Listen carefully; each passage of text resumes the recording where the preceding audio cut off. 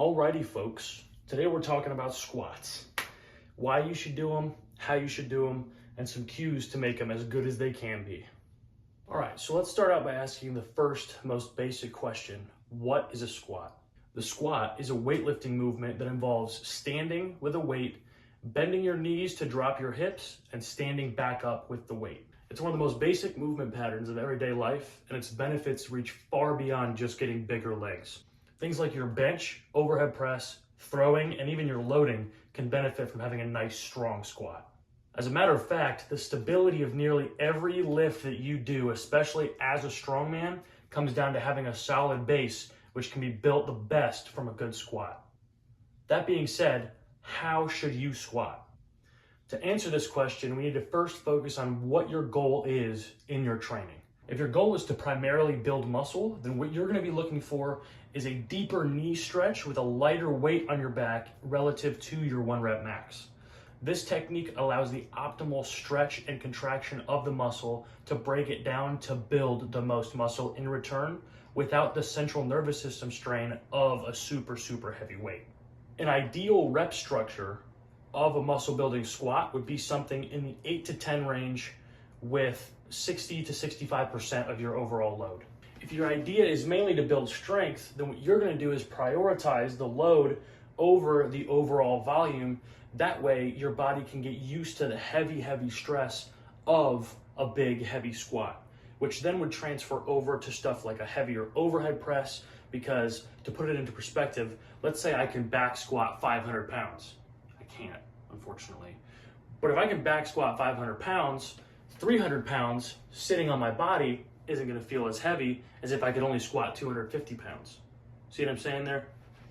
You're also going to want to minimize the range of motion, pause, in relativity to the sport that you compete in. For example, as a strongman, I don't have to squat nearly as deep as somebody who is trying to squat to a powerlifting standard. So what I'm going to do is make sure that I get the most bang for my buck out of my squat tailored to my specific goals.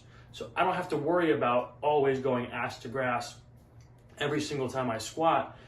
While there are benefits that I could get into a little bit later, it's not the primary goal. The goal is to get used to a heavy squat so that it can then transfer over to my other movements. Next up, we're going to talk about mobility. Now, the biggest thing about squat mobility that most people don't know is that your ankles are actually usually the limiting factor. Most people don't realize how stiff their ankles are because most people don't spend a lot of time in a deep squat. But one of the biggest things that is gonna affect your ability to squat and to squat deep enough for your goals is how tight your ankles are. Because if your ankles can't bend, that means it's gonna put more bend in your knee and more bend in the hip, and that's gonna add strain in areas you don't want. Next up is the shoulders. If you can't get your shoulders under the bar, then you can't back squat. And while there are other bars, such as the safety squat bar, or also the option of a front squat, which we'll get into in another video, your shoulder mobility is going to be another big limiting factor of how comfortable the squat is for you. Next up is your hips. Like I said, while it's not as common as the ankle, most people that don't spend a lot of time in the gym and are just starting out with the squat have tight hips. And so if you have tight hips, when you go down, you're just not going to be able to squat as deep. So what you want to do is focus on trying to liberate these areas with stretching movements that target the joints and the muscles around those joints. That way you can have the most comfortable squatting experience for you. Next up, we have some cues to go over. Now, the biggest and most important is your brace.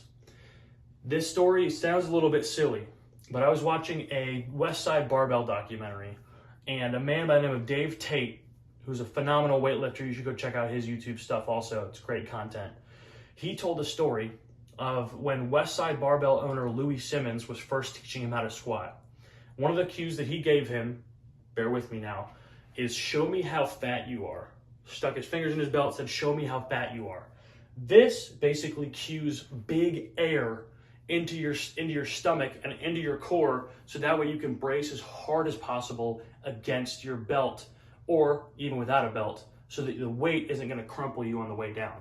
Think about a steel column, right? If you have a little pencil thick piece of metal, you could take that in your hands and you could bend it, right? It's not that hard.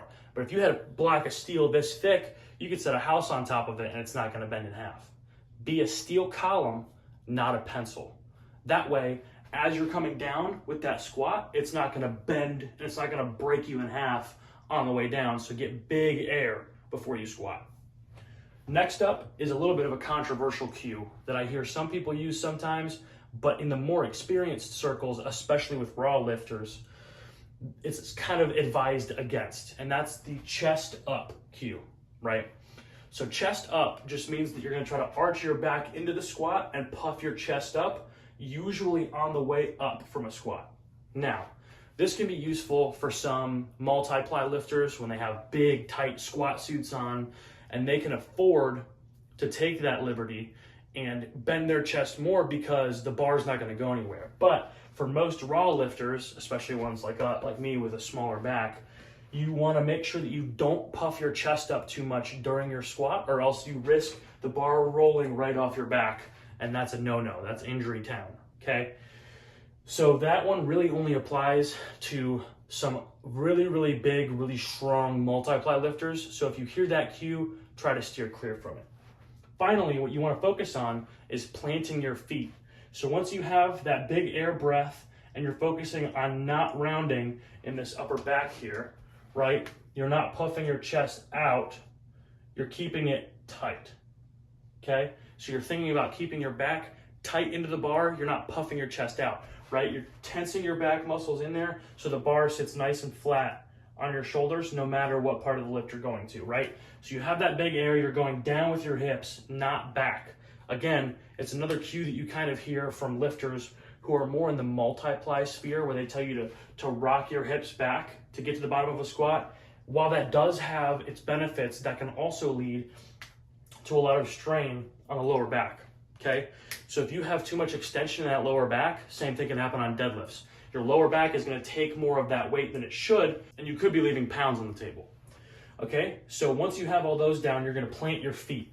The goal is even pressure throughout your whole foot, okay? So if you have trouble with too much toe or too much heel, you wanna think about the width at which you're squatting. Sometimes if your squat is too narrow, you're not gonna be able to get your knees at the proper angle to feel your feet properly. Okay, so this does take some practice. You got to keep practicing it until it feels right for you. I personally like just wider than shoulder width and my feet pointed out just a touch. So we're not going crazy. We're not going super narrow. While that is a preference for some people, most people are going to get the most benefit out of just wider than shoulder width and just squatting nice and deep and coming right back up until you get used to it and it's a no-brainer. Alrighty, with that being said, that basically wraps up all of the major components of a good squat. And I'm definitely gonna do a deadlift video because that's one that I just recently had some really good form breakthroughs with. I'd love to share it with you guys. It's another lift that I love. So if you guys have any comments or questions, please leave them below so I can answer them. I love sharing the knowledge. And if I don't know, I'll ask somebody who does so we can find out for you. Thank you so much for watching. Go ahead and hit the like button and please subscribe so I can grow the channel and provide more content like this. Thank you guys so much. See ya.